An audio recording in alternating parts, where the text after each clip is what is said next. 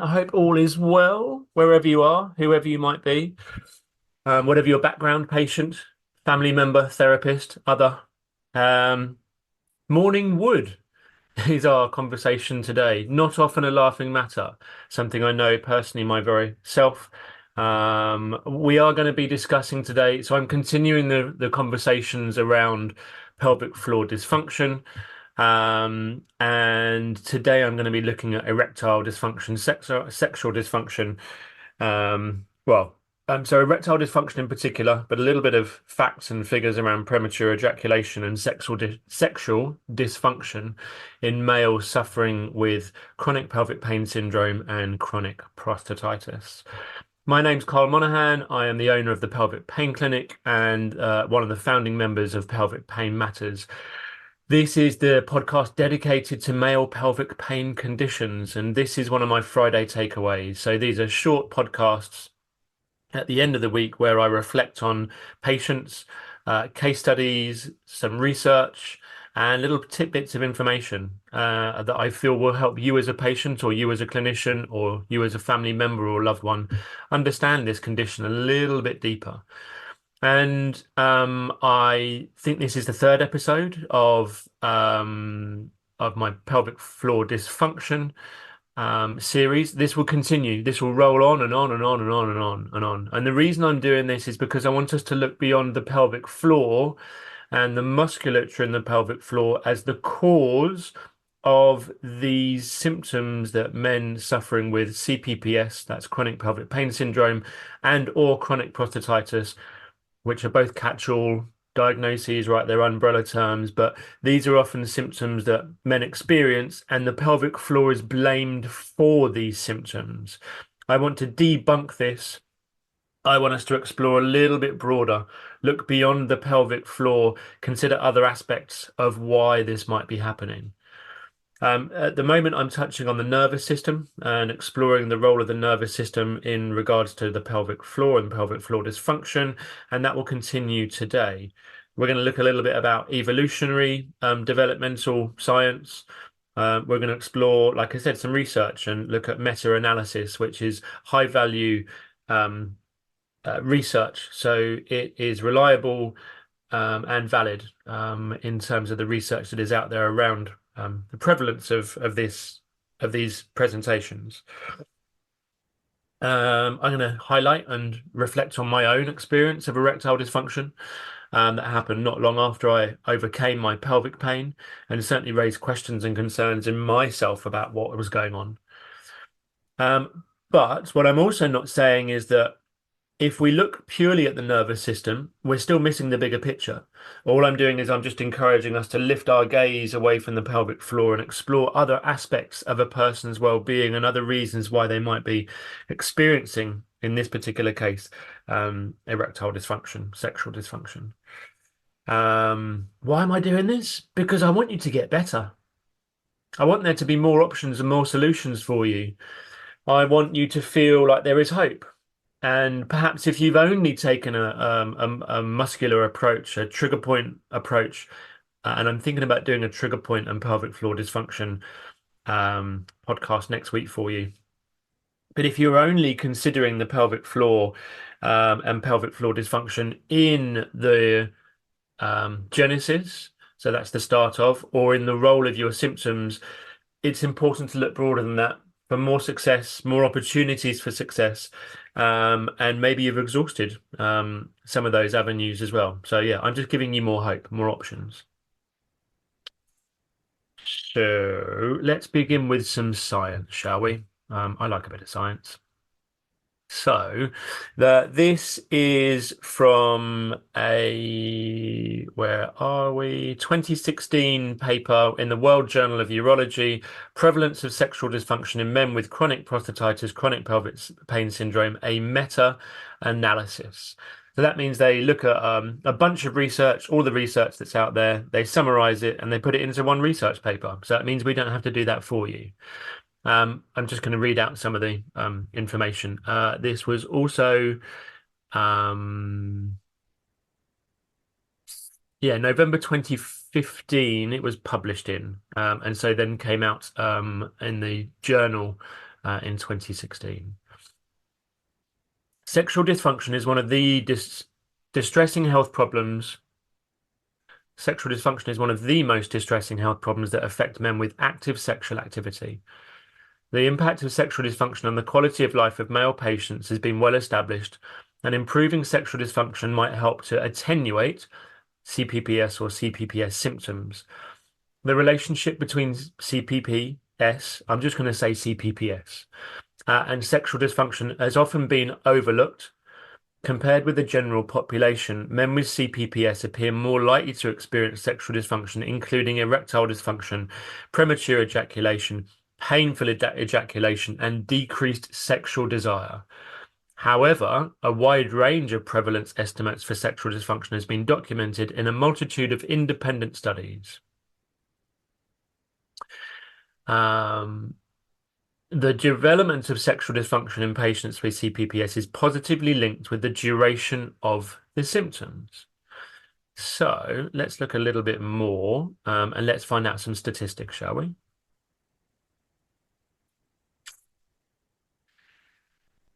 Yeah, here we go.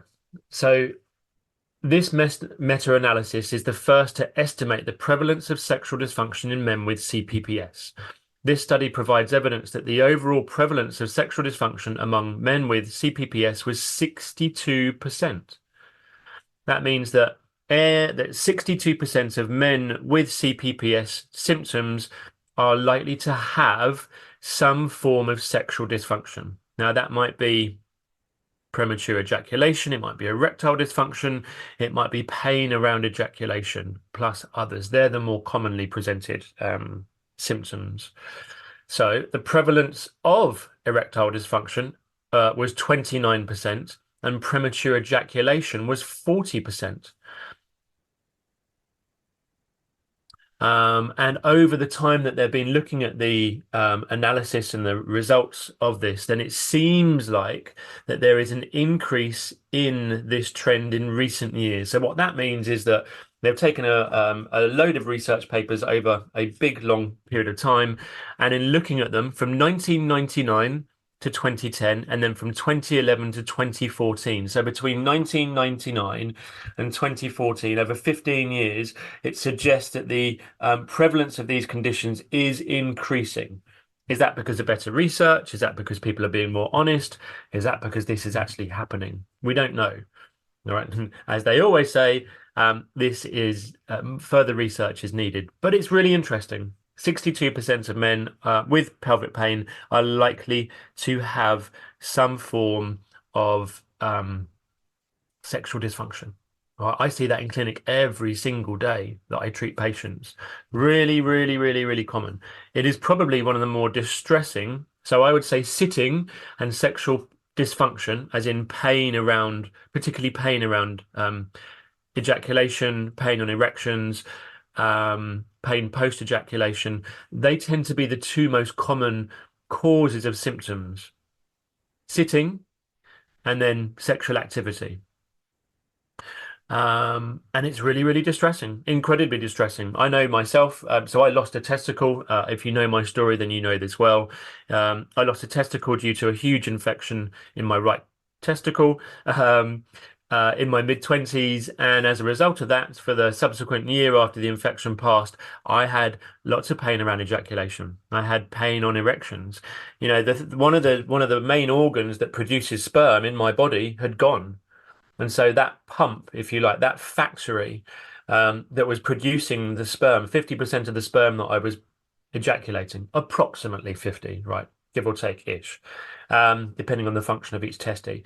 But all of a sudden, there was an increased demand and load on the one testicle that was remaining, my left one, but also the function that the vas deferens, which is a tube that runs from the testes up to your seminal vesicles, which store most of your sperm, that tube was still there, but it was attached to nothing anymore. So I know pain on ejaculation, pain on erections, pain on arousal very well. I don't have it anymore. I haven't had it for, thankfully, the last flare-up I had was 8.5 years ago now. And again, if you know my story, then you'll know why that happened. Anyway, today, that's really interesting. That's a lot of men that have this condition that have these type of presentations, premature ejaculation, erectile dysfunction, pain. And often it might be assumed or deducted that this is caused by the pelvic floor being dysfunctional. And I'm going to look particularly today at erectile dysfunction, which happens to about 1 in 3 men. I'm going to look particularly at that because it's something I'm seeing quite a lot of at the moment. But we're also going to consider in here the role of premature ejaculation, as well as pain around ejaculation as well. So often it has been assumed, and there are lots of different models as to why pain is happens in someone with this condition. But pelvic floor dysfunction is often branded, and I seem to be getting a number of patients that are coming to me saying, I'm getting pelvic floor dysfunction and it's leading to these symptoms. I want us to consider the body as a whole. So, morning wood is a colloquialism for erections. And it's really common that that the patients I see, do not always experience morning erections. Now, morning erections are something that do occur naturally, can occur naturally, as can random erections, spontaneous erections. But there are multiple factors that drive it that exist way, way, way beyond the pelvic floor. And we need to consider here things like diabetes, heart problems, perhaps other nervous system problems that might affect this, and then things like medication that a patient might be taking and the role that that might play in reducing their ability to gain erections. But I'm going to take one step even further, and we're going to look at because this is helpful, right? An organism, a patient, sorry for reducing you to organisms if you are a patient, but we are organisms, right? And I'm going to talk survival versus reproduction in a moment. And so I am going to refer to you and myself and others as organisms. I hope that doesn't offend you. Please write in if it does. I'd love to hear from you. Um, but yeah, our sole role here on this planet, right? Our sole role here on this planet is for reproduction. Yes, we have day-to-day shit we have to go through, pardon my French, but our sole role here on this planet is reproduction. As an organism, we've been very, very successful, incredibly successful, and perhaps a bit too successful that we're now putting a drain on the planet's resources. Another conversation, another podcast. But when we are going through a chronic condition like CPPS, our the focus of our organism is not reproduction, it's survival. And we can't, if we're in survival mode, then we're not in reproductive mode. And so what your body will automatically do through a number of processes, hormonal, immune, circulatory, nervous system, habitual response, anticipation, etc., all of those things, is it will deprioritize reproduction. And it will say during the time that you have these symptoms, your organism will prioritize survival. All right. And that will mean that it won't prioritize giving you erections. It won't prioritize sexual habits. And that might mean that you get a reduction in libido. It might mean that you have a change to your erectile function. It may mean that you're not getting morning wood or morning erections or random or spontaneous erections. Because your system, your organism is trying to survive and it's trying to overcome the condition that it's experiencing and the overload that it places upon the human organism. Now, to dive a little bit deeper, to be in pain is not energy efficient, right? It expends a lot of energy to be in pain, a lot of energy. Energy that if we were well and fit and healthy, we might redistribute for the use of sexual reproduction. But for the moment, your system is in survival mode, and part of this is going to change the function in your body. Quality of sperm when we are under threat, when we are not thriving, when we are purely surviving, quality of sperm may reduce because the energy in our body is not being directed towards reproduction. So it makes sense then that the quality of the sperm might change, and therefore we're not at our most virile, we are not at our most reproductive, and therefore our system automatically for us, not under our own volition, not under our own thought process, it prioritizes survival.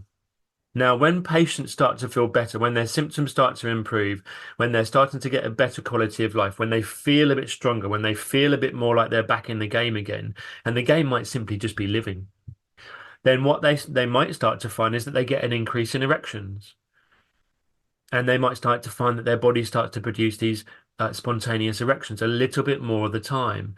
They're moving from survival through to beginning to thrive. And their system is now acknowledging that they are no longer in this fight and flight response. I've mentioned that loads of times in the pelvic floor dysfunction series so far. But the system is no longer in a fight and flight response, and it's able to start to overcome their condition. Their symptoms reduce for a number of different reasons. But from the organism's point of view, they've got more resources available to them. They can start to prioritize reproduction a little bit more, and the patient is more likely to see more erections happening. This might be once a week to begin with, but that's a sign of things moving in the right direction. It might be half of the time. It might be random, right? But it does suggest that when that is happening, when there's a shift in that direction, that the energy and the resources available to your organism, you remember that's you, the person, the individual, your body, are increasing. So if you are suffering with low libido or changes to erections, it may be very likely that your pelvic floor is not the cause, but that your whole organism is deciding that now is not the time for us to reproduce. Now, that can be a real kicker in the nuts, especially if you're already suffering with pain and all you want to do is go and have sex and feel like you can be the man that you want to be again. And it's a real challenge. I know, I know, I know. I've had pain on erections, pain on ejaculation. I also suffered for a period of time with erectile dysfunction where I couldn't get an erection after my symptoms had gone. And I was going through, my system felt threatened. I know exactly what was going on at the time. And in hindsight, I can now see this, but at the time, I wasn't able to get erections. I was in a new relationship, and it was a real kicker for me and for my then girlfriend as well. And it stressed me out. It even added to even more stress. And so we get this vicious cycle. The first aim of my recovery strategies with any patient, and I would encourage you to do this as well, is to calm things down, calm your system down more of the time. Work on restorative practices. That means things that fill your bottle up, things that make you feel more whole and more complete and more rested. If you're always engaging in activity that's forcing your body and pushing your body and reducing your resources and challenging your system so as that you do feel shattered, you do feel exhausted, you don't feel like you're thriving, maybe you do feel like you're surviving. That's too much for your body. If you're heavily stretching, if you're doing heavy trigger point work, your system will respond like it's a threat. Back off, be nice, be kind, be gentle. Consider what is going on beyond the pelvic floor. Let's not just look in isolation at this small part of the body, the musculature, which is like the tip of the iceberg. You'd have heard me say this beforehand. Let's look slightly bigger, and you're more likely to see that there are other factors beyond the pelvic floor that are contributing to the reasons why men with this condition can get erectile dysfunction and loss of libido. You're not broken. You will not stay like this for the rest of your life. This is just a phase in your recovery, but man, can it be unsettling. This is Friday Takeaway with Karl Monahan. This is Morning Wood and pelvic floor dysfunction. I hope you found that beneficial. Please do comment, please do feedback. You can contact me on all the locations where you can listen to this podcast. Or you can email me at pelvicpainmatters@gmail.com. Love to hear from you. Keep the feedback coming. It's really, really nice to hear that people are really enjoying the series of podcasts that I'm doing and that I'm doing with Tim, and you're finding them beneficial, whether you are clinicians, patients, therapists, or someone just interested in pelvic pain. You are the reason why I and Tim and the rest of our team do what we do. Until next time.